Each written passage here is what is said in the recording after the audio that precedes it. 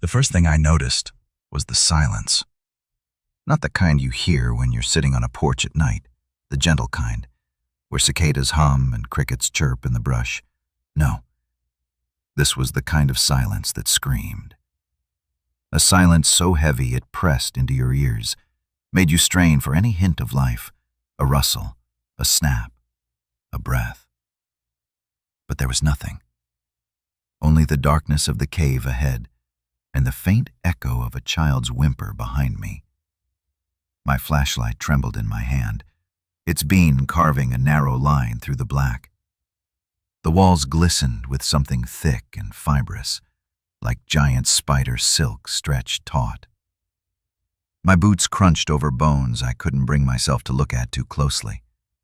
I kept my other hand on the boy's shoulder, trying to steady his shaking. "Stay close," I whispered. "Don't make a sound." Then, from above, a flutter. Not the flutter of a bat, not the faint whisper of wings. This was heavier, wetter, a sound like leather sheets dragging against stone. My light caught something high on the cave wall, two red orbs glowing back at me. Eyes, watching.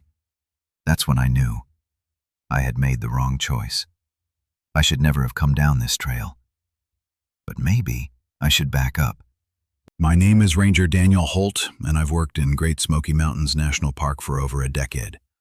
I've pulled injured hikers from ravines, chased off black bears, and even once hauled a half-frozen drunk out of a river in the dead of winter.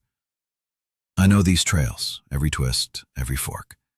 At least, I thought I did. It was late afternoon when the radio on my hip crackled to life. Dispatch. "Holt, copy?" "Go ahead," I said. "We've got a report of a missing family, 5 total. Parents in their late 30s, 3 kids between 8 and 15. Last seen heading up the Alum Cave Trail this morning. They haven't checked in. No one spotted them coming down." I glanced at my watch. Past 5. The sun would be setting in a couple hours. That trail was one of the most popular in the park. It should have been crawling with day hikers. A whole family disappearing without anyone noticing? That didn't sit right. 10-4, I answered. "I'll start at the trailhead and work my way up." I grabbed my pack, flashlight, flare kit, first aid, radio, sidearm, and drove the short, winding road to the parking area. The lot was half empty by the time I pulled in. Families were loading up minivans, couples lacing off their boots, the last wave of hikers trickling out before dark. I asked around as I hiked upward. "Family of 5, 2 adults, 3 kids. Anybody see them today?" Most shook their heads. A couple thought they might have earlier, but couldn't be sure. Too many people on the trail. Still, something gnawed at me. On a busy path like Alum Cave, a family with 3 kids doesn't just vanish unnoticed. Parents stop for breaks, kids lag behind, make noise, draw attention. But everyone I asked, everyone, claimed they hadn't seen a group like that on their way down. By the time I'd hiked a mile up, I was unsettled. The Smokies are known for vanishings. Dennis Martin, Trenny Gibson, names whispered by rangers like cautionary tales. But 5 people at once? That was something else entirely. Then I saw it. A trail I'd never noticed before. At first, I thought I was mistaken. I've walked Alum Cave 100 times. There are no side paths this early on. But here it was. A narrow dirt cut, winding off into the trees, almost hidden behind brush, fresh, like it had been carved recently. I crouched, running my fingers across the soil. The edges were sharp, untrampled. It looked wrong, not like a gain trail, not like an official cut, almost as though it had appeared overnight. I checked the ground, sure enough. Footprints, several pairs. Adult boots, smaller prints, children's sneakers, headed down this path. "Damn it," I muttered. "Why'd you go this way?" I keyed my radio. "Holt, to base. Found possible side path. Doesn't match maps. Got fresh prints. Looks like the missing family may have gone this way. Continuing pursuit." A burst of static answered me, faint, garbled. "Copy. Signal weak. Proceed with caution. Then nothing. I stared into the new trail, heart thudding. The Smokies are old. Older than most of us can wrap our heads around. Old mountains, old forests, older stories. I grew up hearing them. Cherokee legends of Uktana, shadow figures, lights in the woods. I never put stock in them. Until now. I adjusted my pack, tightened my grip on the radio, and stepped off the known path into the unknown. The new trail swallowed me whole. The new trail pinched in like a throat. Rhododendron arched over me in a green tunnel, their waxy leaves whispering against my shoulders. The soil underfoot was loose and pale, not the dark, tamped earth of a used path. It felt unbroken, freshly peeled from the forest. I did what I've always done when something feels wrong. I slowed down and made it boring. I marked a trunk with a strip of orange flagging tape, logged a GPS ping, shot a bearing, checked my compass. The needle spun and steadied, spun again, like it was thinking it over. I waited for the satellites to bite. They didn't. The coordinates that popped up might as well have been a joke, numbers that didn't match the terrain I knew. Copy, I told nobody, because it makes the body feel less alone to say things out loud. Trail deviation, marking as I go. A few minutes in, the noise of humanity behind me dropped away. No last bits of laughter from the main trail, no scuff of boots, not even birdsong. The Smokies are loud when they want to be, warblers, woodpeckers, the constant insect hymn, but up here the air went still as a held breath. Silence became a weight. I could hear my own pulse in my ears, and beyond that, every rustle my pack made sounded like a person crouched just out of sight. Evidence came small at first. A corner of a granola bar wrapper flattened into the dirt. A blue plastic hair clip crushed in a boot tread. Half an apple browning on a log, bitten, then dropped. I knelt and studied the prints again. Adults up front, kids in a ragged row behind, the littlest one weaving around the bigger prints to keep up. The smallest sneaker pattern had a drag on the left heel, like the kid was tired, stumbling. They'd come this way with purpose until they hadn't. I kept moving, flagging tape every 40 yards, bright slashes in the green. The trail had that wrongness to it, a geometry you feel more than see. Turns that were too tight, switchbacks that doubled on themselves like the forest was folding, slopes that looked shallow until your thighs burned. When I paused and turned to look back, the path behind me was there, and also somehow thinner, like distance stretched faster in one direction than the other. The smell changed too. The clean loam and leaf litter gave way to something metallic and damp, with a faint ammonia sting in it. It raised a chemical itch in the back of my throat. I wiped my mouth with my sleeve and felt grit. When I checked my palm, a dusting of gray lay across the skin, so fine it floated when I blew on it. It clung to the creases like ash, but when I rubbed, it didn't smudge. It flaked, like powdered scales. That's when I noticed the leaves. On certain branches, the green seemed muted, as if coated. I angled my flashlight on low, and the beam returned a ghostly sheen along the veins. A breeze, faint as a sigh, lifted through the tunnel, and that same gray dust shimmered in the light, like the forest had been dusted by a moth the size of a truck. I told myself it was limestone dust from a bluff just ahead. I kept moving. The path dropped to a shallow ravine split by a creek no wider than a yard. A log crossed it, a sweet gum sapling felled and laid recently. It still bled sap where the blade bit. On the far bank, a little boy's drawing lay pinned under a stone. Crayon on cheap paper. A mountain shaped like a triangle and 5 stick figures with round heads and straight smiles. A red sun in the corner. The paper was wrinkled where wet had kissed it. I slid it into my notebook without thinking why. I tried the radio again as I stepped over the creek. Halt to base, I've got confirmed sign of the missing family. Unofficial spur trail with fresh tool marks. Possible environmental hazard ahead, dust or pollen causing irritation. requesting backup to my last known GPS ping plus 10 minutes north by northeast. Static chewed the words to pieces and spat them back like this. H, C, Ka, Hui, Ping, Chun.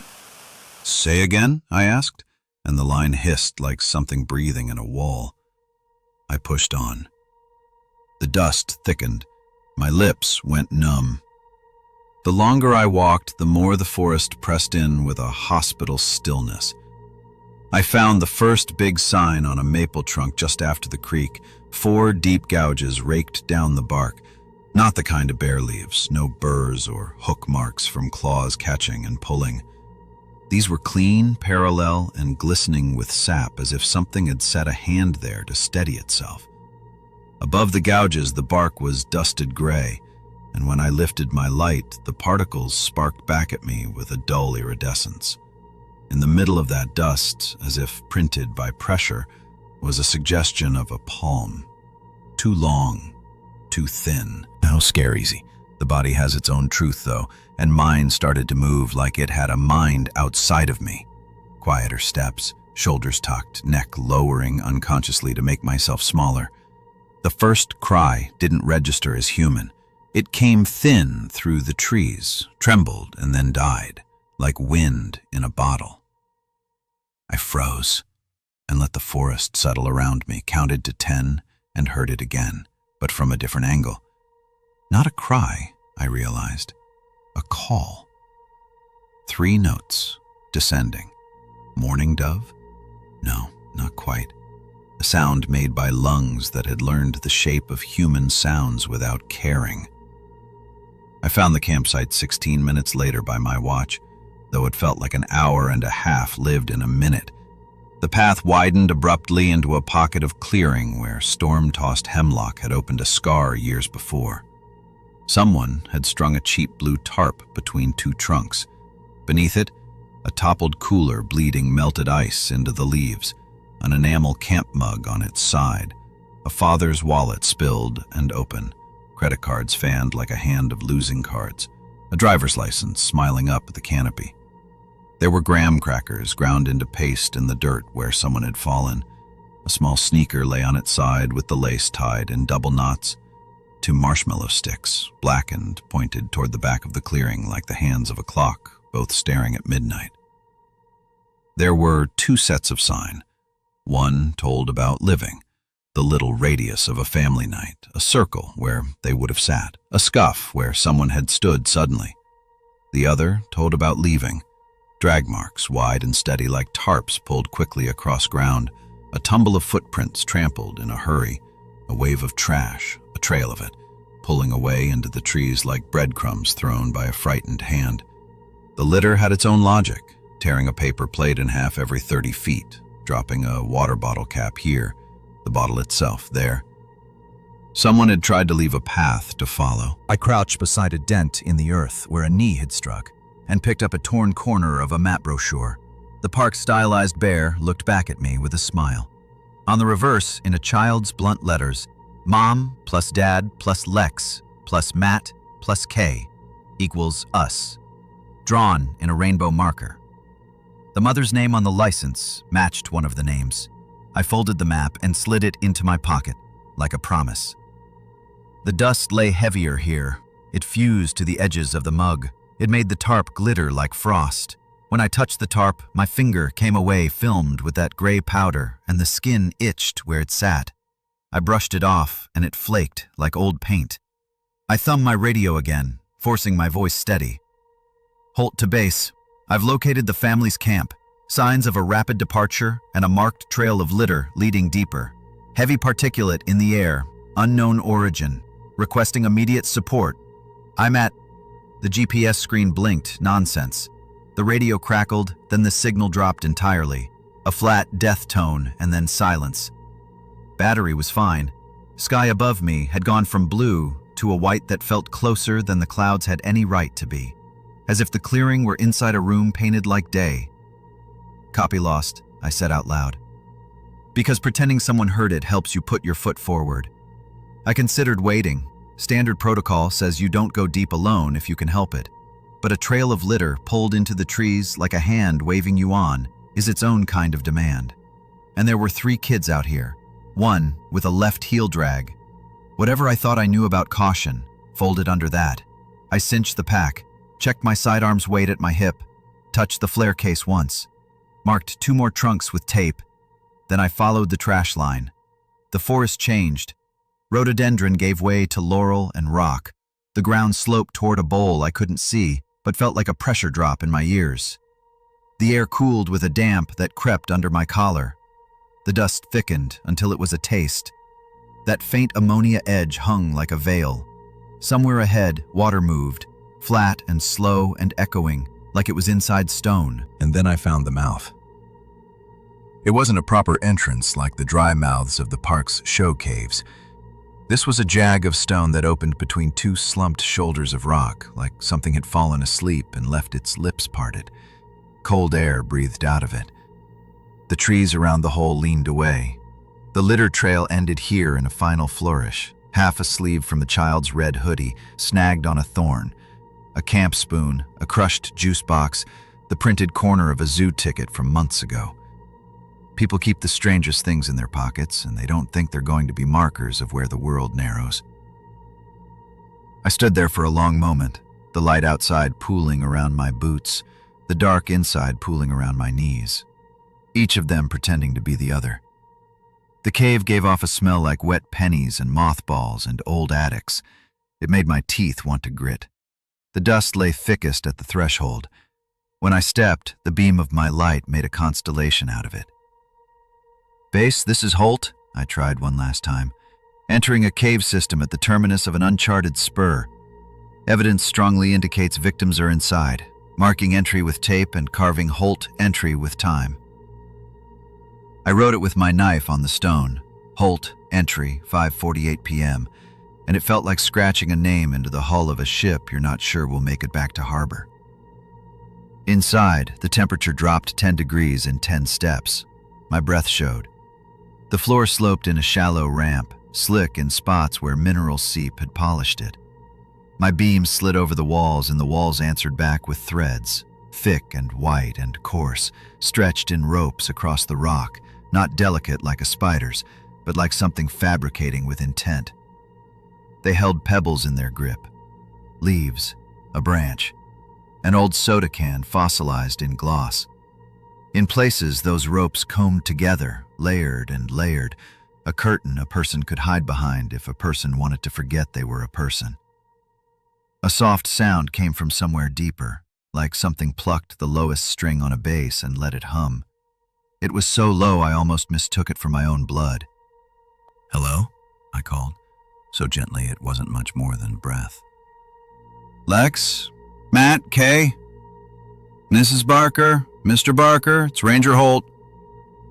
The cave answered with the drip of water, the kind of drip that counts time the way old clocks do. I turned my head to check the exit, a square of daylight that already looked smaller than the size of my decision. Bright on the dust, bright on the first line of webbing, the forest was a painting now. And beyond my light, red. No, that was my brain putting the wrong story over things. That's eyes go red in a beam sometimes, that was all. Reflective capillaries, not malice.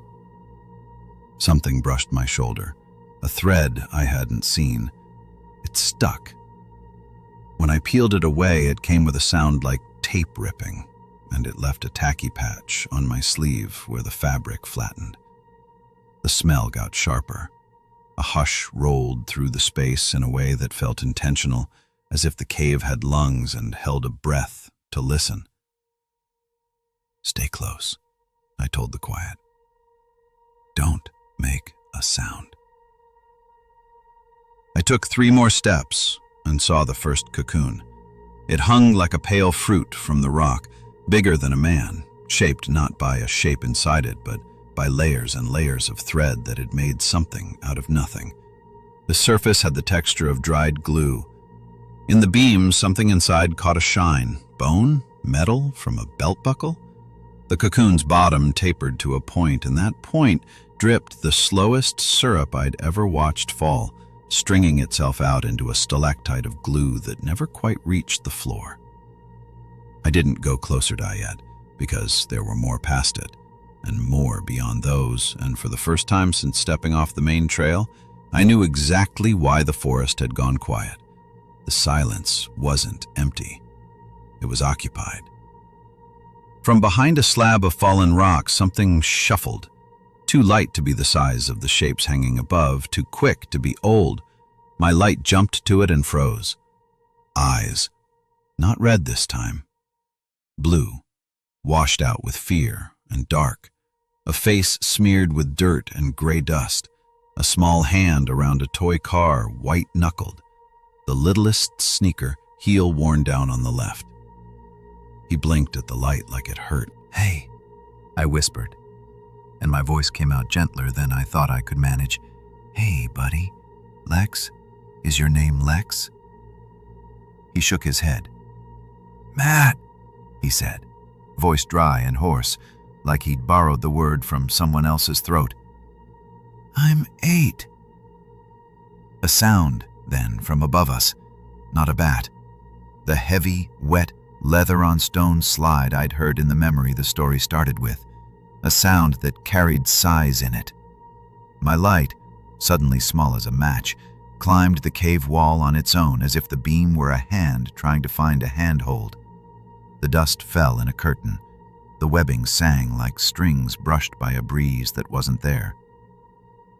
I put my hand on the boy's shoulder. It was like placing my hand on a sparrow, so much bone and heat, so ready to fly the wrong way if I startled him.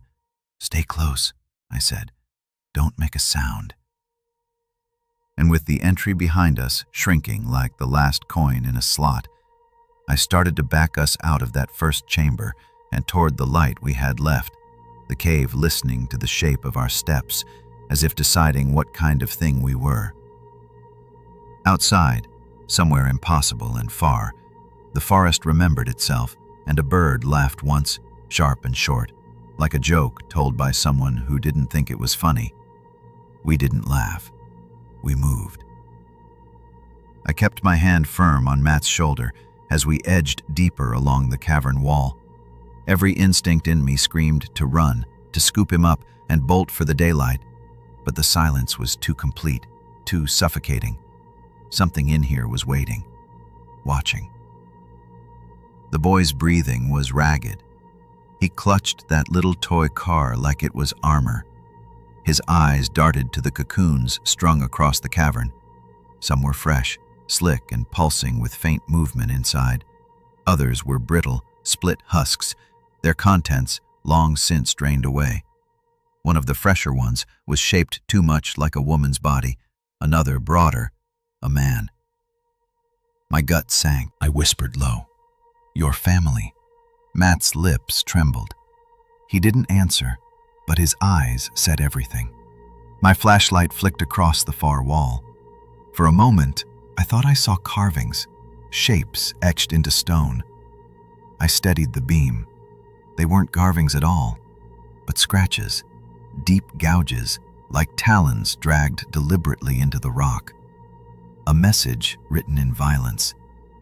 The low hum returned, that bass-deep vibration, but this time it wasn't just sound. It moved through the stone, rattled in my bones. The webs above us quivered in answer. Then the air shifted. A draft, heavy as a bellows, swept through the chamber, cold and carrying that strange ammonia metal stench. My beam caught movement high above, something massive shifting against the stalactites. 2 eyes flared open. Not animal eyes, not a reflection. These were alive, glowing like molten embers, fixed directly on us. I froze, my breath locked in my chest. The creature unfolded from the ceiling. Its wings scraped rock as it spread them, membranes stretched taut and veined like burned parchment. The body was half man, half nightmare, elongated limbs ending in clawed fingers that dug effortlessly into stone. Its chest heaved, and with every breath, dust cascaded down like ash from a furnace. And that head, human enough to horrify, inhuman enough to paralyze, with those burning red eyes and a mouth that seemed too wide, lined with needle-thin teeth. The boy whimpered. The creature moved instantly, like it had been waiting for the sound. A shriek split the cavern, a sound so loud, so sharp, I felt blood rush in my ears. The webs vibrated like strings plucked in unison. Pebbles rained from the ceiling. I shoved Matt behind me, fumbling at my belt. My fingers closed on the flare case. "Close your eyes," I hissed. The flare spat to life with a violent hiss, flooding the chamber with red fire. The effect was immediate. The creature recoiled, its shriek turning guttural. It covered its eyes with one clawed hand, the wings thrashing violently against the stone. Dust and webbing shredded through the air, choking the chamber with white ash. "Move!" I barked, grabbing Matt's arm. We stumbled toward the cave mouth, my flare casting wild shadows that made the creature's silhouette look even larger, even more monstrous. Behind us, the shriek rose again, angrier this time, hunting. We ran. The cavern walls closed in, narrowing into a tunnel. My light stuttered across more cocoons. Deer, wild boar, hikers' packs fused into webs. The flare light bled everything crimson, turning the world into a nightmare vision. The creature followed. I heard it scraping against the walls, the heavy beat of its wings battering the cavern, the echo of claws catching stone. Every time its eyes flared in the dark behind us, my stomach flipped, screaming that we weren't prey escaping. We were prey being toyed with. Matt tripped on a rock and fell hard. I yanked him up by his jacket, the flare spitting sparks as it sputtered. We were close. I could see the faint light of the entrance ahead, but the shriek came again, closer now, echoing like it was inside my skull. The flare died. Darkness crashed over us like a wave. Matt screamed. I swung my flashlight up, just in time to catch the eyes again. They were inches above us, descending. I fired. The gunshot ripped through the cave, deafening in the enclosed space. The muzzle flash lit the beast for one horrifying instant. Its face twisted in fury, its wings blotting out the stone above. The shot slammed into its chest, jerking it back, but it didn't fall. It roared, a sounding. When I dared to look out, the creature was gone. The cave mouth glowed faintly ahead. Salvation. But I knew it wasn't over. Not by a long shot. The cave mouth was a pale wound in the darkness ahead. I hauled Matt to his feet and forced us toward it, lungs burning, boots slipping on slick stone. Every step felt stolen. We burst into the night air like divers breaking the surface. I sucked in deep gulps, almost choking on the cold mountain wind. Behind us, the cavern roared with sound, wings beating, claws gouging stone, that shriek tearing the air in half. The boy clung to me, trembling. "We're not safe yet," I told him, though I hated how true it was. The forest should have been a comfort. The familiar smells of moss, pine, and earth, the comfort of space after stone walls. But it wasn't. It was worse. The trees loomed black, their branches knotted like claws. The trail back was swallowed in shadow, and every shape looked like it might move if I blinked. The night was so quiet, I could hear our own ragged breathing. And beneath it, something else. A low whoosh, a heavy thud, the unmistakable beat of wings. I turned my light upward, just as a massive shadow glided overhead, blotting out the sliver of moon. Its wingspan stretched wider than the trail itself. The red eyes flashed once in the canopy, then vanished. It was toying with us. "Run," I told Matt. "Don't stop for anything." We ran. The trail felt wrong, twisting sharper than before, the roots jutting higher like they wanted to snag our feet. I knew this park better than anyone, but under that sky, chased by that thing, it was like running through a place I'd never seen. A crash behind us, branches breaking, trunks splitting. The beast was dropping into the tree line, I fired a shot over my shoulder. The recoil almost tore the pistol from my hand. The bullet sparked off stone, and the roar that followed rattled the marrow in my bones. The boy stumbled. I scooped him into my arms, his weight nothing against the adrenaline tearing through me. I pounded down the trail, lungs screaming, the air filled with dust again, like a storm cloud rolling with us, coating my tongue in grit. Something slammed into the ground just behind us. The impact shook the trail, sent dirt up in a plume.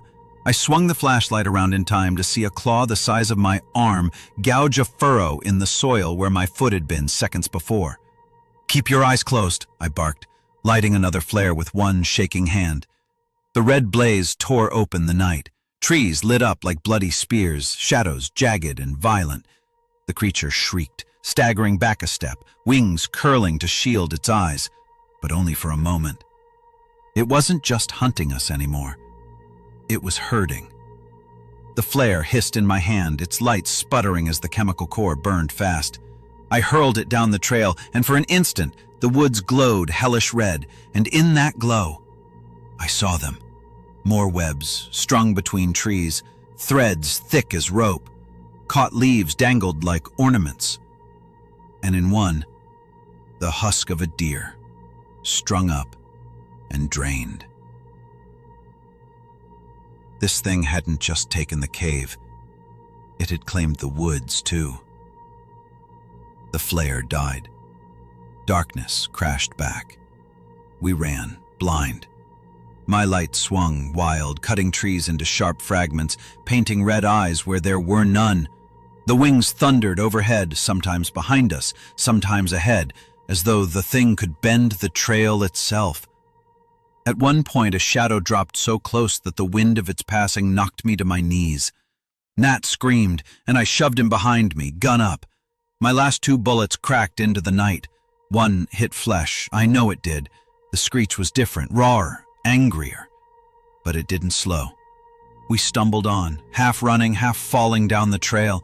My legs burned, my vision swam, and Matt's sobs broke into dry hiccups against my chest. Then, a sound. Not the monster, not the forest. Voices. Far off at first, then closer. Human. The low murmur of a group talking, the clatter of trekking poles on stone, a burst of laughter that felt so alien in the silence it nearly broke me in half. I stopped dead. The wings overhead faltered. The red eyes flared one last time in the tree line. Then, silence. It retreated, not crashing through the woods, not storming away, just gone, like it had never been there at all. The dust thinned, the trees no longer leaned, the night sounds, tentative, returned. The single owl call, the trickle of a creek. I fell to my knees, clutching Matt tight, heart hammering so hard I thought my ribs would snap. We were alive, for now. The voices drew closer until flashlights pierced the trees ahead. I staggered into the glow, Matt still clutched to my chest, my arms trembling from the weight of him and from the terror still coursing through me. "Ranger Holt?" one of them called. I recognized the uniform. Another ranger, Jacobs, leading a team of volunteers with search dogs straining at their leashes. Relief hit me so hard my knees buckled. I half collapsed as they rushed forward, hands catching my arms, pulling the boy from me, wrapping him in a blanket. Matt buried his face against the rescuer's shoulder, still shaking, but alive. Alive. Jacobs looked at me hard. "What the hell happened out here?" I opened my mouth, but the words stuck. I wanted to say everything, about the cave, the cocoons, the red eyes, about wings that blotted out the moon, about the flare light that barely held it back. But what came out was broken, jagged. Found their campsite. Something took them. The trail. There's a trail that's not supposed to be there. It led us to a cave. The family's They're gone. Except him. The team exchanged uneasy looks. One of the volunteers muttered, "Cave? There aren't any mapped caves on this side." I turned, lifting my flashlight, pointing back the way we came. "There." I marked it with tape. "Right off Alum Cave, you'll see." We retraced our steps with the team behind us. The dogs pulled anxiously at their leads, noses to the ground, whining. I felt the forest pressing close again, waiting to reveal what I'd found. But when we reached the fork, it wasn't there. Just the main trail, worn smooth by decades of boots. No cut, no brush cleared, no gouged earth, no tape on the trunks where I had marked. Just forest. I walked up and down the stretch, heart hammering, shining my beam into the undergrowth. Nothing. Not a trace of the offshoot path that had swallowed us whole. "It's here!" I shouted, more desperate than I meant. "It was right here! I found their prints! I followed!" "Holt!" Jacobs interrupted gently. "There's nothing here." The volunteers shifted uncomfortably. One of them whispered, "Stress will make us see things. He's been out here too long." I turned on them, fury breaking through the exhaustion. "I didn't imagine a goddamn thing! That boy's alive because I went down that trail. You think he crawled out of the dirt?" All eyes shifted to Matt. He stood wrapped in the oversized blanket, shivering, his toy car still clutched in his small fist. He looked up at me, then at the others. His lips parted, but no words came. He just nodded, slowly. They bundled him off to safety, murmuring comforts, promising hot cocoa and warmth. I stood alone a moment longer, staring into the trees where the path had been. My ears strained, waiting for the beating of wings, the hiss of dust. Nothing. Only the normal forest sounds, tentative, but real. Jacobs clapped a hand on my shoulder. "You did good, Holt. You brought him back. That's what matters." But his eyes said something else. "You've lost it out here." I walked back down with the team in silence, the weight of the woods pressing at my back. 2 days later, I sat in the ranger station, staring at the paperwork spread across my desk. The official report read clinical, bloodless. Family of 5 reported missing, 4 presumed deceased, 1 minor located alive. Search continues. Nothing about the trail. Nothing about the cave. Nothing about the creature. I held the pen in my hand, debating whether to tell the truth. I could write it all down, but what good would it do? Who would believe me? A knock at the door broke my thoughts.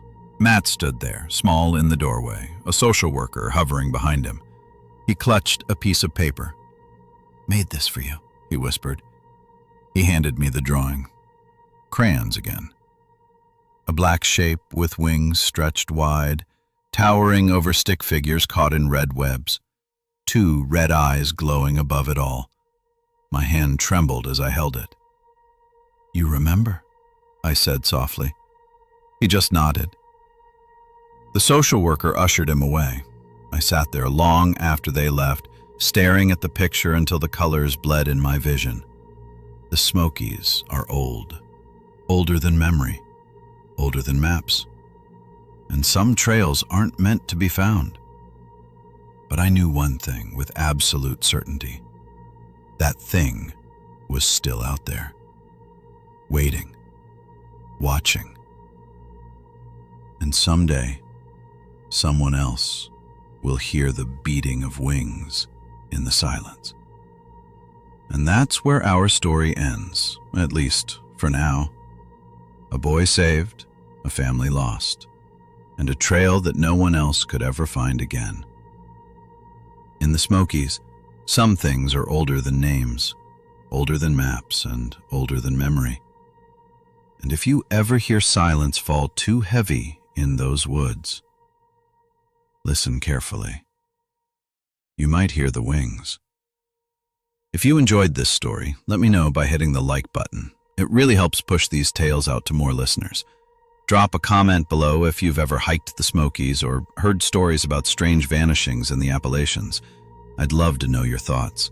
And of course, don't forget to subscribe for more dark stories from the woods, the mountains, and beyond. Your support means the world. Until next time, stay safe out there.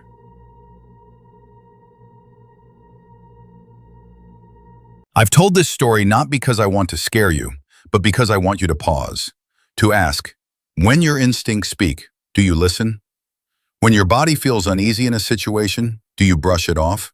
When something feels wrong, do you choose comfort over truth? That camping trip taught me more than fear. It taught me presence. It reminded me that ignoring discomfort won't keep you safe, that sometimes your silence is the only warning you'll get. And in life, as in the forest, some paths are not meant to be followed. So, be mindful of the places you go, of the people you trust, of the signs around you. The forest isn't cruel, it's just honest. And next time you hear something in the dark, don't be so quick to call it your imagination. There's something about the silence of the woods that speaks louder than any scream. I've always believed that if you sit quietly long enough, the forest will tell you everything you need to know, whether you're welcome or not.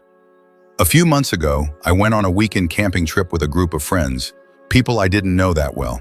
You could say I was the outsider, invited out of convenience, not connection. But I've learned that sometimes outsiders see what those inside refuse to. It started with a hike, not a short one, miles deep into the woods, far beyond any trail markers, cell towers, or comfort zones. The kind of hike where your legs ache, your shoulders scream under the weight of your pack, but you keep going because someone says, it'll be worth it when we get there. And they were right. Eventually the forest opened up, like curtains drawing back on a hidden stage. And there it was, a crystal clear lake, cradled in a quiet valley, untouched and still. No docks, no cabins, no signs of people, just water like glass, reflecting pines that stood tall like sentinels. During the day, the sun danced on the surface, and dragonflies skimmed across it like they had all the time in the world. Birds called in the distance. A breeze drifted through the trees. It felt like we'd stumbled into some secret place the world forgot to ruin. We pitched our tents on a soft patch of grass near the shore, skipped rocks, fished, ate around the fire like we didn't have a care in the world. And maybe that's where we went wrong, thinking just because something looks peaceful, it is. That night, something shifted. Lying in my tent, staring up at nylon and shadow, I heard it.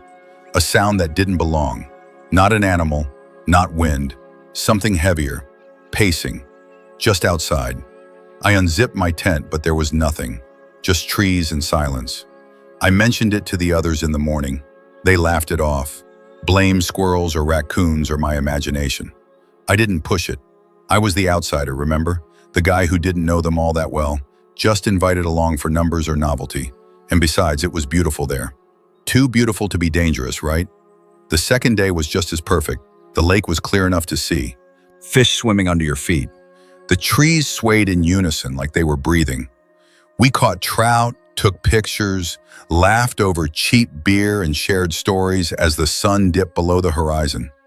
But as dusk fell, the feeling returned, that quiet unease, like the forest was holding its breath. And that second night, the noises came back. Snapping branches, something or someone circling us. The sound of breathing that wasn't ours, not loud, not aggressive, just present. Again, I brought it up. Again, they shrugged it off, said I was spooking myself. But here's the thing. Animals run from you in the woods. Whatever this was, it was getting closer. The next morning, a park ranger showed up. No radio, no gear, just walked out of the trees like he belonged there. Said he was checking on things. There had been bear sightings nearby, but his uniform was faded, dirty. His eyes never met mine for long, and he never asked us who we were, never took our names, never asked for permits. He told us to keep the fire low at night, as there had been forest fires caused by previous campers being careless. Just smiled, that tight, hollow smile, and told us to be careful and walk back into the woods. Everyone else thought it was cool, a real ranger deep in the woods, but I couldn't shake it. Why would a ranger hike this far to say so little? Why didn't anything about him feel real? After the park ranger left, I mentioned to the group that he seemed odd, just felt off. The group, I could tell by their eyes they sensed it too, but quickly brushed it off as being ridiculous and told me I was imagining things. But I couldn't. The hairs on the back of my neck were up. Every fiber of my instincts were saying to get out of there. Since it was only early afternoon, I suggested we cut the trip short and pack up and hike out. The group rejected the idea pretty quickly. They only got so much time off a year and wanted to spend it together doing something fun like they were. I was told, though, I could go if I wanted to. The idea of hiking the woods alone did not seem appealing. I swallowed my growing sensation of danger and tried to act normal. That night, no one made jokes. The fire was smaller as the park ranger instructed. The laughs were quieter. One by one, the group moved away from the fire and into their tents for the night. Not long after the tents were zipped up, the sounds started. They didn't circle anymore, they stayed close. I didn't sleep much, how could I? I tried to convince myself I was wrong, that it was all in my head. But then morning came, and one of us was gone. Her tent was shredded, not cut, torn like something had pulled her out from the inside. There were drag marks in the dirt, deep and frantic, leading straight into the forest. We ran after them for a while, shouting her name, crashing through brush and branches. But after a few hundred yards, the tracks just stopped. No blood, no sounds, no answers. We spent most of the day searching, splitting off in pairs, shouting her name over and over, checking the shore, the trees, the rocks along the lake's edge, anywhere someone might hide. But there was nothing. Not a footprint, not a sound, no sign she'd ever been there at all. And that's when we started noticing something strange. The silence. Not the kind that makes things peaceful, the kind that makes your skin itch.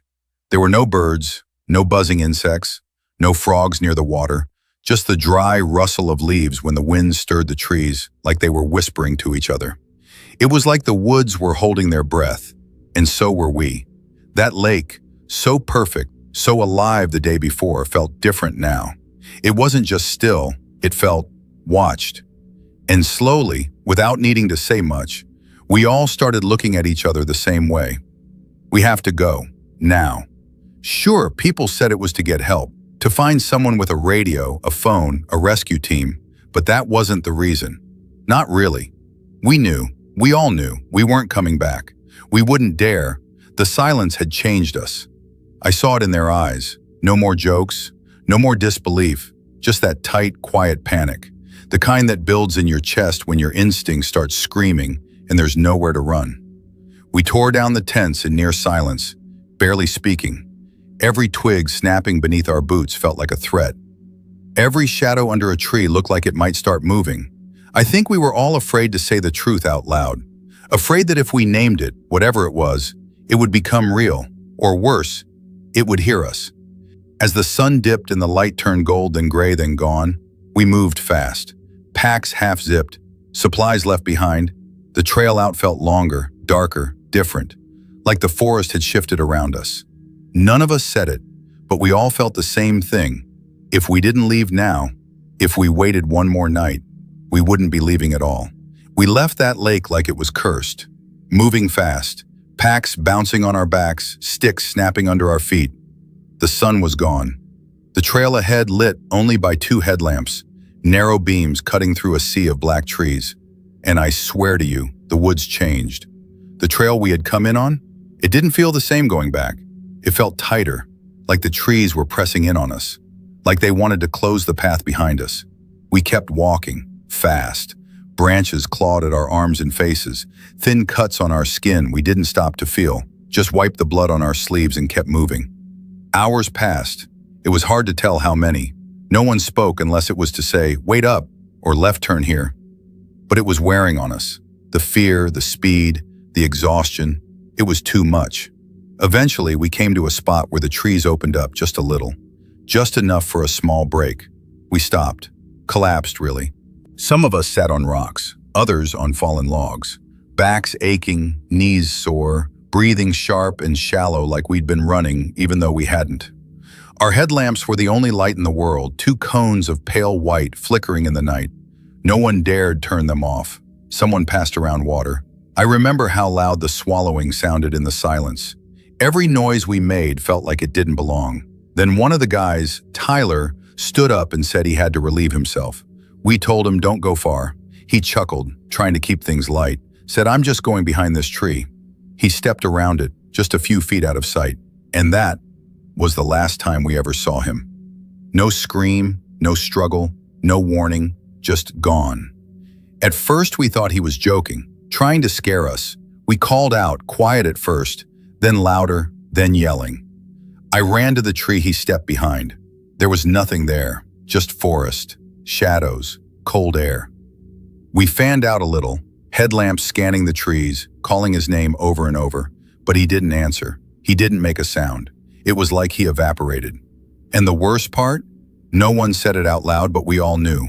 Whatever took him had waited for us to stop, waited for someone to step away. Cut to black with the faint sound of wind through trees. We were being watched, not just followed, not just hunted, watched. And the forest, it was patient. After Tyler disappeared, no one argued, no one tried to look for him again. We just looked at each other, eye contact, a nod, and we got up, started walking, fast. Even the couple, Haley and Marcus, they stopped whispering once we hit the trail again. But before that, I heard her voice break as she said, "How could Tyler just disappear like that?" Marcus put a hand on her back, as if that gesture could hold together what her mind was unraveling. No one answered, because there was no answer. The trail, if you could even call it that anymore, was worse, thinner, twisting, like the forest itself had grown over it in the last few hours. We had to duck under branches, step over roots that hadn't been there before, climb through brush that grabbed at our ankles and sleeves. The path wasn't the same. But it had to be in our heads, right? We were hiking at night. Everything looks different in the dark.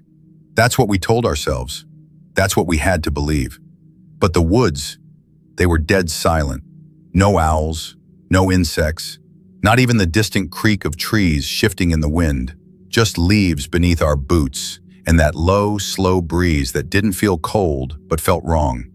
And every step we took was loud, too loud, like the forest was amplifying us, broadcasting our movement to something out there, something that was listening, following, waiting.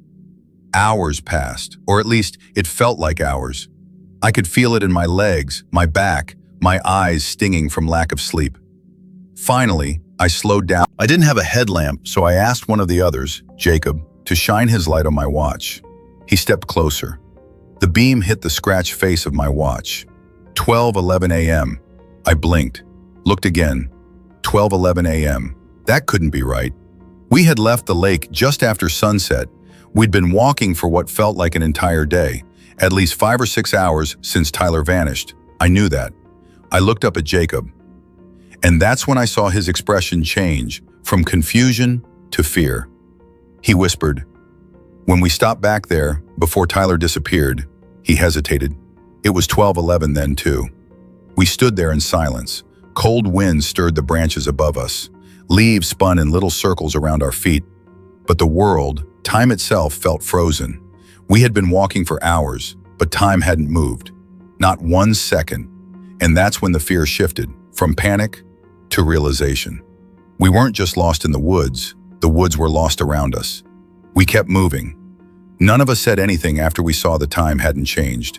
What could we say? There was no plan anymore, just motion, just move. Like if we stopped again, something would take the next one. We climbed over more fallen trees, stepped through ankle-deep mud, pushed through thickets so tight they scraped our legs raw.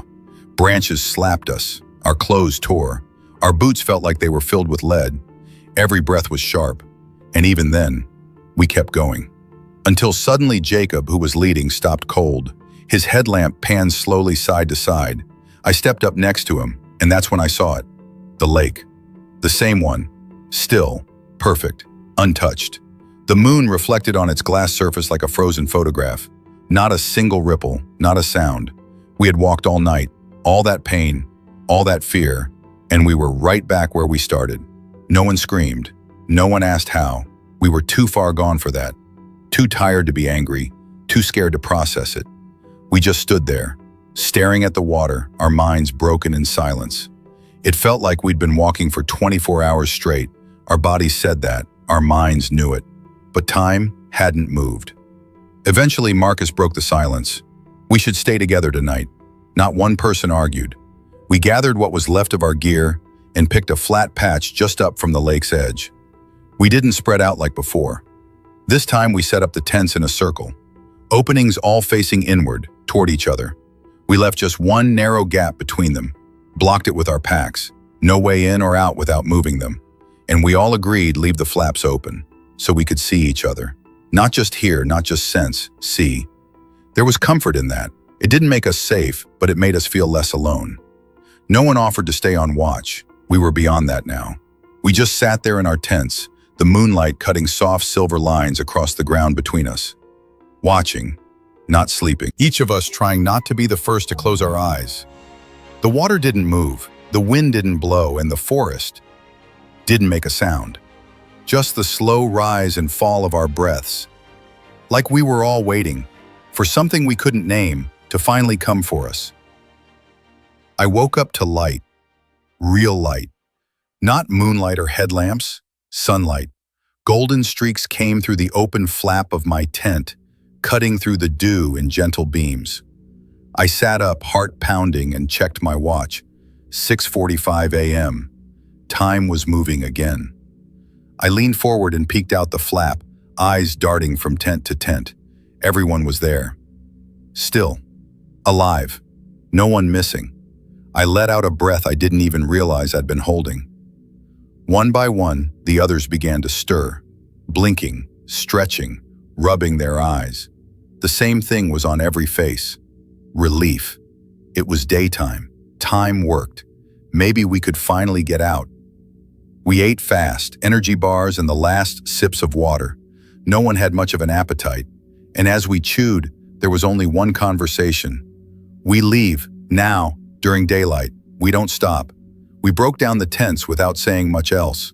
Shoulders ached, legs burned, but we didn't care. We were walking out of this cursed forest, and for a while, it felt like it might happen. The trail looked normal, recognizable. Sunlight streamed through the treetops, birds chirped, insects buzzed. We could hear life again. I remember thinking, maybe it's over, maybe it let us go. Then we reached a fork in the trail. Two paths, left and right, both familiar, but we hadn't remembered a split on the way in. That's when we saw him, the ranger, walking toward us down the right path. Same pressed uniform, same calm eyes, same old hat shading his expression. We all shouted at once, relief and desperation flooding out. We told him everything, the sounds in the woods, the disappearing friends, the time freeze, the looping trail. And once again, he wasn't surprised, not even slightly.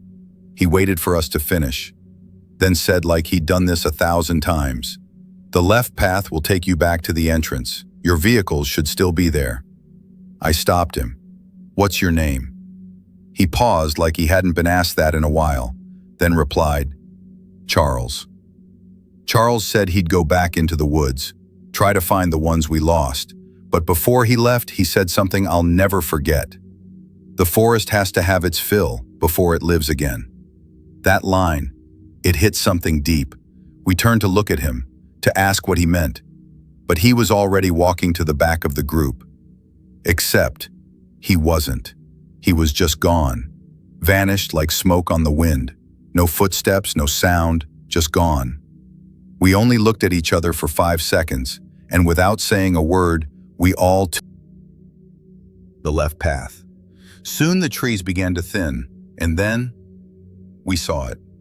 The valley below, and just beyond, our cars. We didn't cheer, we didn't celebrate, we just ran, got in, started engines, pulled away without looking back. But we weren't done. We needed to tell someone. We needed help. We drove straight to the ranger station. It was barely standing, old, faded. The sign hung crooked on rusted bolts. Inside was a single man, gray-haired, wrinkled, sitting behind a counter with a chipped coffee mug. He looked up as we burst through the door.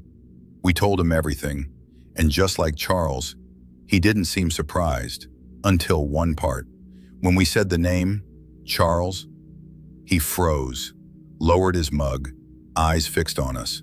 "What did he look like?" he asked. We gave the description. His face went pale, and then, softly, like he was talking to a ghost, "So it's you, Charles, after all this time, still trying to help these poor lost people." He looked back up at us and told us. Charles was the head ranger here when I was a trainee. He went missing in 1989. He was never seen again. We didn't say much after that. We just looked at the station walls, covered top to bottom in missing persons reports, some old, some new, some yellowed and curling at the edges, all names of people who had walked into that forest and never come back. The man behind the counter finally said, with a hollow voice, "Some places were never meant for people, and some woods, they remember everything."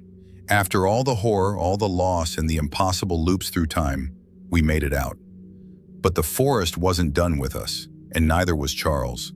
The ranger we met had vanished in 1989, yet he was there, guiding us, knowing exactly what would happen. This is the ending of our story, but it may not be the forests. If this series kept you up at night, like, subscribe, and tell us in the comments, would you ever go into those woods again? And remember, some forests don't want you to leave. They just let you go until they're hungry again. When you live this far out, you count on people. You have to. Stone's End, Alaska, isn't the kind of place you just visit. There's no road in or out, no cell service, no convenience store an hour down the highway. We have a ferry for the summer months, a float plane, maybe once a week if the weather behaves. And in winter, you either ride a snowmobile or a dog sled. That's it. The forest feeds us. The ocean keeps us alive. And between the two, the mountains keep us penned in like sheep in a frozen corral. Out here, folks don't lock their doors. Not because we're trusting, but because if someone needs help, they need it now, and no lock should slow them down. You see your neighbors almost every day. You share your tools, your fish, your firewood. You remember the smell of someone's coffee when you stop by, or the sound of their laugh when they've had one too many drinks. That's why it was so strange when Eli Kennard went missing. Eli was one of the best hunters we had, mid-50s, wiry but strong, the kind of man who could disappear into the trees for a week and come back with enough meat to feed the whole village. He knew every ridge, every gully, every animal trail. If there was a man in Stone's End who wouldn't get lost, it was Eli. One morning, he didn't come back from checking his trap lines. His snowmobile was gone from the shed, his rifle missing from the rack. His wife waited until sunset, then came to my office, pale as frost. I called my deputy, Sarah Lowe, and within an hour, we had half the able-bodied men and women in town ready to search. The first day, we followed his trap lines until the light started to go. The next day, we spread out wider, searching ridges where the snow lay deep and silent.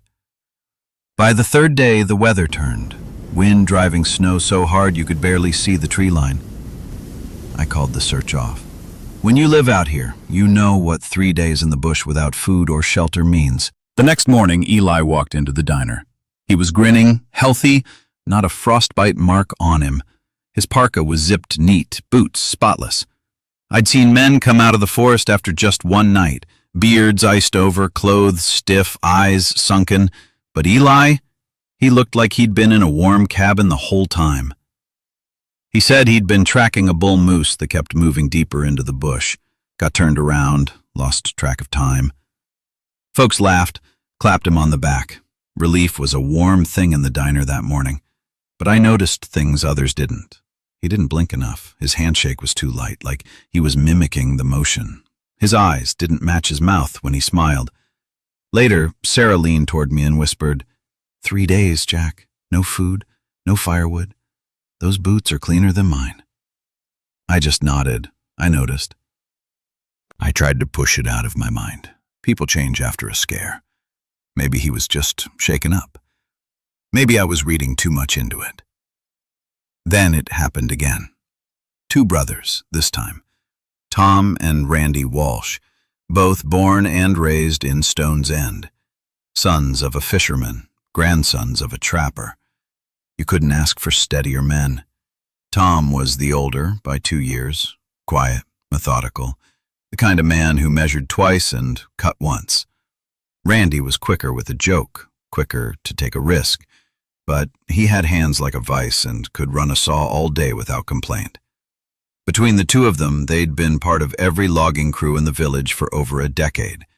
If there was a problem in the bush, they were the ones you sent. That winter, the crews were working a stand of old-growth spruce 5 miles past Eli's trap line. Hard, cold work. Chainsaws whining through the still air, snow tamped down into icy tracks where the sleds hauled the cut timber back toward the mill. The Walsh brothers had been assigned the far end of the stand, where the trees grew thick and the wind barely touched the ground. They left before sunrise one morning, as they always did. By late afternoon, their sleds came rumbling back into camp. Empty. Just sitting there at the edge of the clearing like they'd been parked in a hurry. No brothers, no tracks leading away. The foreman called me, and by nightfall I was at the camp with Sarah. The other loggers stood in a half circle, their breath hanging in the air, eyes darting toward the dark tree line. No one liked to work that far out, but everyone knew the Walsh brothers could handle it. That was the problem.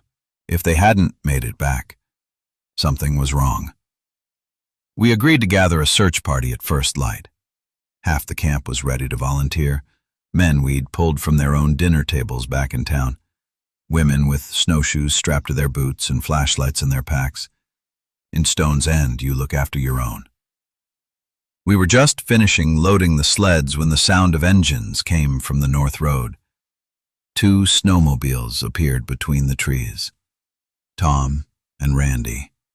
They rolled into camp like nothing was wrong, parked their sleds side by side, swung off in unison.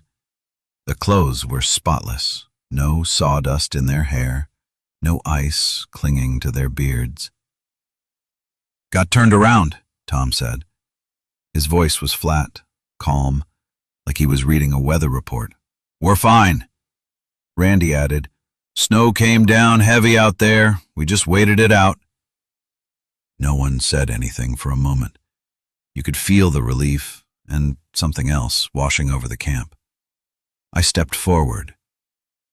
"You didn't hear us, out looking, calling your names?" Both brothers looked at me, not just looked, locked their eyes on mine and held it a beat too long. "No," Tom said. "Didn't hear a thing." Then, without another word, they walked away together, shoulders nearly touching, steps perfectly matched. For a little while after the Walsh brothers came back, life in Stone's End seemed to settle again. A week passed, then another. No one went missing. No late-night search parties. The logging crews kept working. Fishermen kept hauling in their catches through the ice. You could almost believe things were back to normal. Almost. Eli and the Walsh brothers still moved through town like clockwork, never apart from each other for long, their boots always spotless, their voices always calm. Too calm. People noticed. They didn't say much at first, not in the open, anyway, but I'd catch the looks, the sideways glances when Eli walked past the diner window, the way conversations slowed when the Walsh brothers stepped into the store. Then the whispers started again. A woman stopped me outside the post office one morning, her scarf pulled high against the wind. She leaned in close. "Tom doesn't laugh anymore," she said. "You ever notice? Used to be, he'd laugh so hard it'd shake the walls. Now he just smiles." Later that same day, I was in the general store when old man Keller told me about Dan Haskins down at the docks. "His wife said something to him at dinner yesterday," Keller muttered, and he just stared at her, didn't say a word, like he didn't know what words to use. I made a note to stop by the docks the next morning, but before I could, I saw them. Dan and his wife walking down Main Street together, holding hands, smiling like they didn't have a care in the world. When I passed them and said hello, they both looked at me at exactly the same time, and for just a moment, their smiles didn't seem real.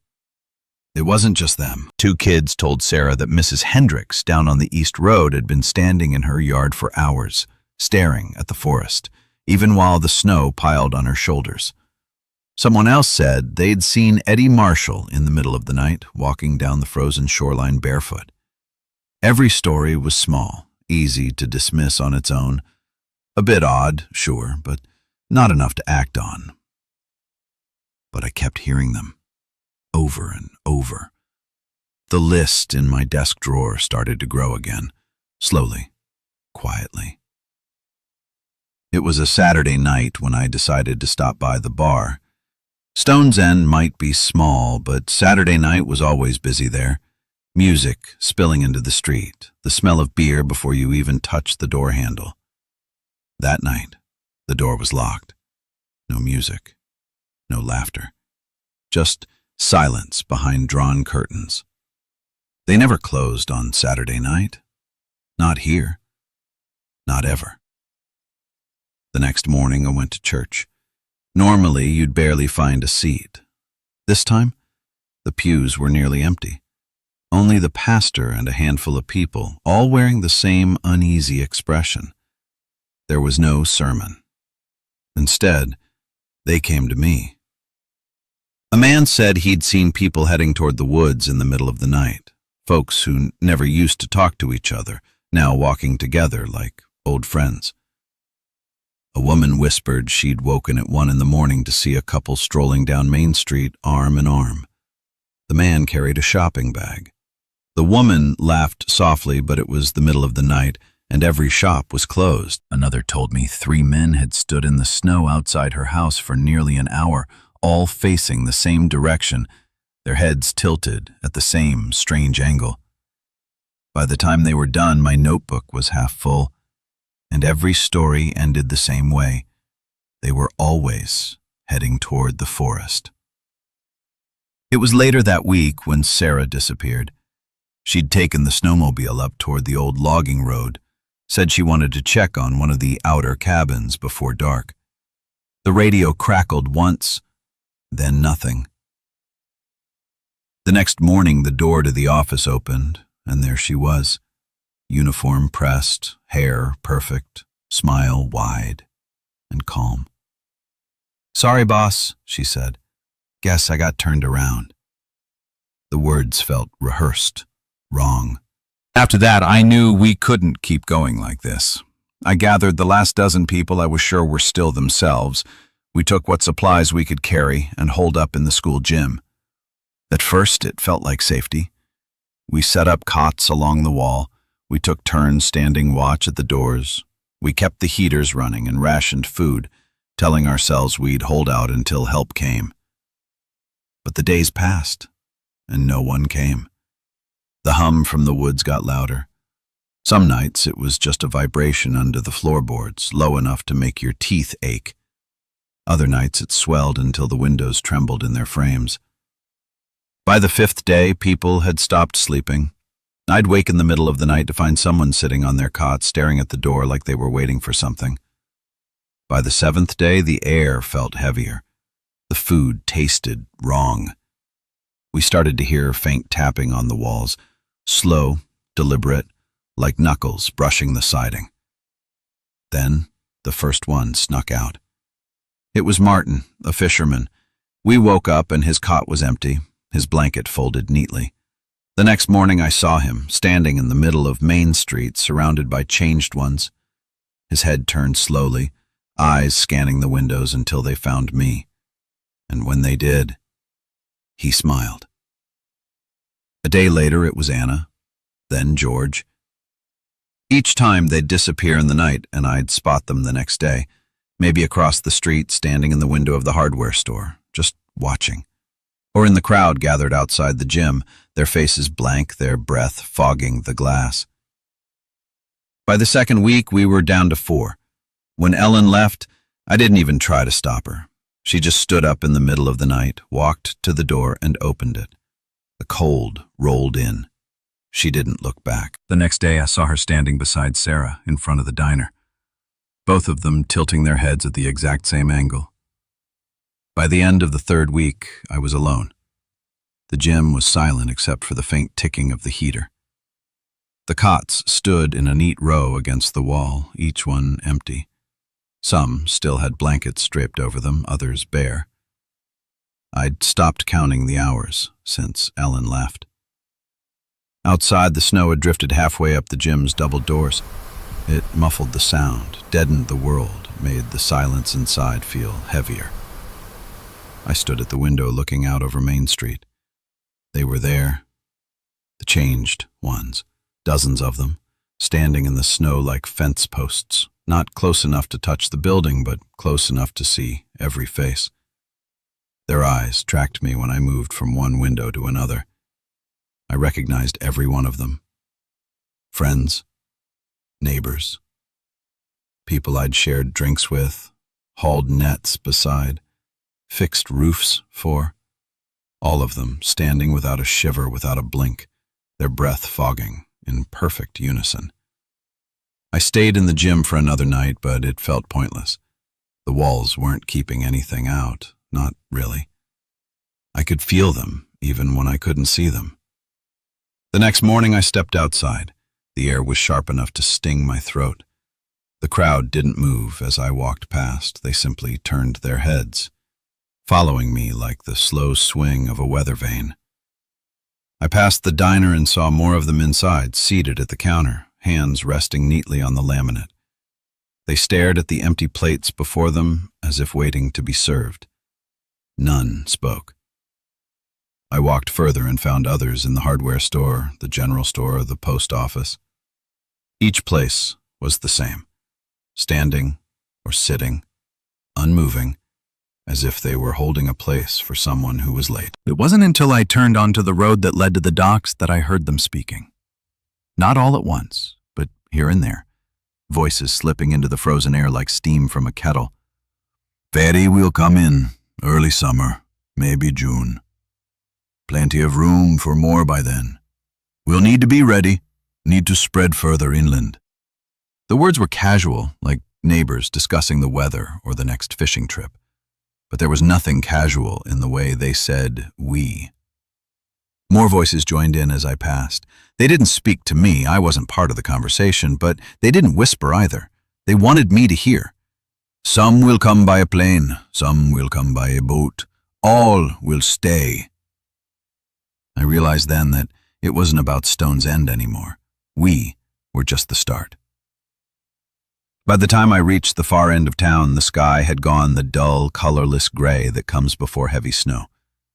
I could feel the hum now, not in my ears but in my bones, a low, steady vibration pulling me north. Sarah was waiting for me at the tree line. Her parka was zipped, her hands in her pockets, and she smiled like this was any other morning. "It's easier than you think," she said. "You'll see." The trees beyond her swayed without wind. Shadows shifted in the gaps between trunks, long and fluid, stretching toward me like they knew my name. I looked back at Main Street one last time. They were all watching. Every face turned toward me, every head tilted just so, like 100 mirrors reflecting the same expression. And behind them, through the shop windows and frosted glass, more faces stared from the shadows, waiting. I stepped forward. The cold deepened. The hum grew louder, filling the space where my thoughts should be. Sarah fell into step beside me as we crossed into the trees. The snow underfoot was soft, untouched, but there were shapes beneath it, depressions like footprints, though longer, wider. The forest closed around us, and somewhere ahead, beyond the white silence, I could hear them speaking again, voices like a chorus carried on the wind. Planning, welcoming, expanding.